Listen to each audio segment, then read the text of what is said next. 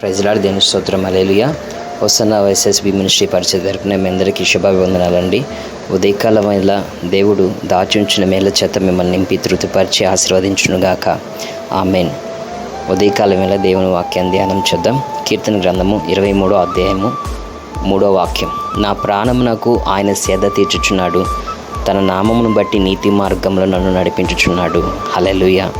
ఈ వాగ్దానాన్ని దేవుడు మీ జీవితంలో స్థిరపరిచి మీ ప్రాణమునకు కావాల్సిన నెమ్మదిని, ప్రశాంతతని, ధైర్యాన్ని నా ప్రభు అనుగ్రహించి ముందుకు నడిపించునుగాక. ఆమేన్. ప్రతి ఒక్కరూ కూడా దేవుడు మమ్మల్ని దీవించాలి, దేవుడు మమ్మల్ని ఆశీర్వదించాలి, నెమ్మది అనుభవాలతో మమ్మల్ని స్థిరపరిచి నడిపించాలని ప్రతి ఒక్కరు కోరుతారు. ఎవరు ప్రాణానికి ఆయన సేద తీరుస్తాడు, ఎవరు ప్రాణాన్ని దేవుడు నెమ్మదిగా నడిపిస్తాడు అని మనం ఒకసారి ఉదయకాలం మీద ధ్యానం చేస్తానండి. కీర్తన గ్రంథము 42వ అధ్యాయము 11వ వాక్యంలో చూస్తానండి. నా ప్రాణమా, నీవేళ కృంగి ఉన్నావు, నాలో నీవేళ తొందరపడుచున్నావు, దేవునందు నిరీక్షణ ఉంచుము, ఆయనే నా రక్షణకర్త, నా దేవుడు, ఇంకనూ నేను ఆయన్ని స్తుతించదును అంటున్నాడండి.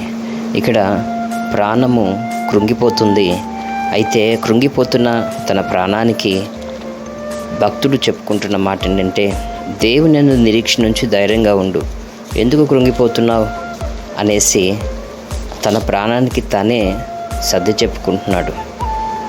ఎలాంటి విశ్వాస వీరులైనా, ఎలాంటి విశ్వాస శూరులైనా, ఎటువంటి ప్రార్థనా పరులైనా కొన్ని అనుభవాలలో వారి యొక్క ప్రాణానికి వాళ్ళే నెమ్మది చెప్పుకొని నడిచే అనుభవాలు కొన్ని వస్తాయండి. ఒకే భూమి చేదుని పుట్టించింది, ఒకే భూమి వగరుని తీపిని పుట్టించింది. అట్లాగే ఒకే భూ సంబంధమైన జీవితం తయారు చేయబడిన మనిషి, భూమిలో నుంచి తయారు చేయబడిన మనిషి తన జీవితంలో అనేకమైన అనుభవాలు అవునన్నా కాదన్నా రుచి చూడాల్సిన అవసరం ఎంతైనా ఉన్నది. ఉదయకాలం వేళ ఈ వాక్యం వింటున్న నీవు, నీ ప్రాణము నెమ్మది లేని అనుభవాలు నడిపించబడుతుందా? శోధనలు నలుదిశల చుట్టుముట్టి ఉన్నాయా? అయితే నీ ప్రాణానికి నెమ్మది దేవుడు ఎలా ఇస్తాడై అంటే, కీర్తన గ్రంథము 62వ అధ్యాయం 1వ వాక్యం అండి. నా ప్రాణమును దేవుని నమ్ముకొని మౌనంగా ఉన్నది, ఆయన వలన నాకు రక్షణ కలుగును, ఆయనే నా ఆశ్రయము, ఆయనే నా రక్షణకర్త అనేసి ఇక్కడ అంటున్నాడండి. ప్రాణమును దేవుని నమ్ముకొని ఉండగా, ప్రాణంగా నువ్వు దేవుని నమ్మావు కాబట్టి దేవుడు ఆశ్చర్యకరమైన కార్యాలు చేస్తాడు. నీ ప్రాణము సేద తీర్చే దేవుడు తెరచిన కన్ను మూయకుండా నిన్ను కనిపెడుతూ ఉంటాడు. కీర్తన గ్రంథం 61వ అధ్యాయం 2వ వాక్యంలో చూస్తాండి. నా ప్రాణము తల్లడిలుగా బూదిగంతముల వరకు నీకు మొరపెడుచున్నాను, నేను ఎక్కలేనంత ఎత్తైన కొండపైకి నన్ను ఎక్కించుము అంటున్నాడు. నీ ప్రాణము తల్లడిల్లి చేసే రీతిగా పరిస్థితులు వచ్చినాయా? నీ బాధలు ఎవరికి చెప్పుకోవాలి అనేసి నీకై నీవు ఆలోచించుకొని కుమిలిపోకర్లేదు కానండి. సర్వశక్తి కలిగిన దేవునికి నీ బాధలు నువ్వు తెలియచేసుకున్నట్లయితే నిశ్చయంగా ఆయన నీ నీతికి తగినట్లుగా నీ నివాస స్థలాన్ని ఆయన వర్ధల చేస్తాడు. ఇక్కడ గమనించినట్లయితే దావీదు ప్రాణము నెమ్మది లేని అనుభవం ఉన్నప్పుడు దేవుని మీద నమ్మకం కలిగి ఉంటుంది. దావీదు ప్రాణము తల్లడిల్లుతూ ఉన్న అనుభవాల్లో దేవునికి మొరపెడుతున్నది. నీ ప్రాణము సమస్యలతో ఉన్నప్పుడు దేవుని నమ్మాలి.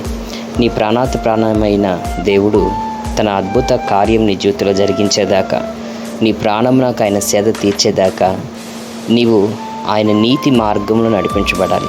ఇక్కడ కీర్తనలు 23:3 అంటాడు, నా ప్రాణమునకు ఆయన సేద తీర్చుచున్నాడు. ఎప్పుడు సేద తీరుస్తాడు దేవుడు అంటే, ఒకటి నీవు ఆయన్ని కాపరిగా నీ జీవితంలో కలిగి నడిపించబడినప్పుడు. అందుకనే యెహోవా నా కాపరి, నాకు ఏమీ కలగదు అంటున్నాడు. అనగా కాపరి స్వరానికి గొర్రె ఎలా అయితే లోబడి నడుస్తుందో, అలాగా యేసయ్య వాక్యానికి నువ్వు లోబడి నీ జీవితాన్ని కట్టుకొని పాపానికి, ద్వేషానికి, లోకానికి దూరమైన మనస్సు కలిగి పరిశుద్ధతకి సమీపమైన మనస్సుతోటి నీవు నడిపించబడినప్పుడు నా దేవుడు నీ ప్రాణానికి కావలసిన ఆనందాన్ని, ధైర్యాన్ని అనుగ్రహిస్తాడండి.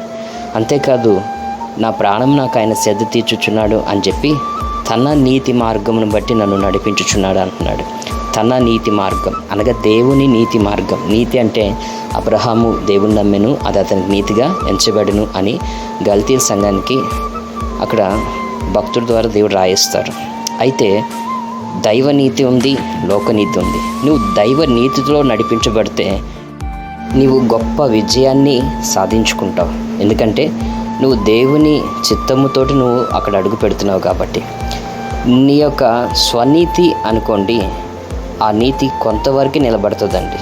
కాబట్టి లోకము తన ఆశ గతించును, దేవుని చిత్తము చేయువాడు నిరంతరం నిలుచును అన్నట్లుగా ఈ ఉదయకాలం వల్ల యేసుని స్వర్గీయ రక్షకుడిగా అంగీకరించిన నీవు నీ కష్టాల్లో, నీ బాధల్లో, నీ శ్రమల్లో, నీ ఇబ్బందులలో ఆయన కృప, ఆయన కటాక్షము ఎల్లకాలము నీకు తోడుగా ఉంటుందని, నీ ప్రాణం బాధలలో ఆయన నీకు ఓదార్పు, నెమ్మదిని కలిగిస్తారు అని నీవు ఎప్పుడైతే పరిపూర్ణమైన నమ్మకం కలిగి ఆయన నీతి కలిగిన మార్గంలో నడిపించబడడానికి నీ ఆలోచనలు, నీ యొక్క ఉద్దేశాలు అన్నీ కూడా అప్పచెప్పుకున్నప్పుడు సర్వశక్తి కలిగిన కార్యాలు ప్రభు నీ జీవితంలో జరిగించి నడిపిస్తాడన్న వాస్తవాన్ని గ్రహించాలి. అటు రీతిగా మీ ప్రాణమునకు ప్రభు సేద తీర్చి ఆశ్చర్య అద్భుత కార్యములు మీ జీవితంలో జరిగించి నడిపించాలని మీ కొరకు చిన్న ప్రార్థన.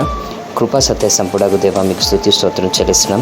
నా ప్రాణం నాకు ఆయన సేద తీర్చుచున్నాడు అనేసి దావీదు సెలవిచ్చిన రీతిగా మేము కూడా దావీదు వలె మాకు కాపరిగా నీ ఉన్నావని, నీ నడిపింపుకి మా జీవితాలు అప్పచెప్పుకొని మేము నడిచినట్లుగా సహాయించి, ఒకవేళ మా జ్ఞానము, మా ధనము, మా యొక్క ఆస్తిపాస్తులు మమ్మల్ని నడిపిస్తాయని వాటి మీద నమ్మకం కలిగి ఉన్నామేమో, అవన్నీ కూడా ఒకరోజు కదిలింపబడతాయ్యా.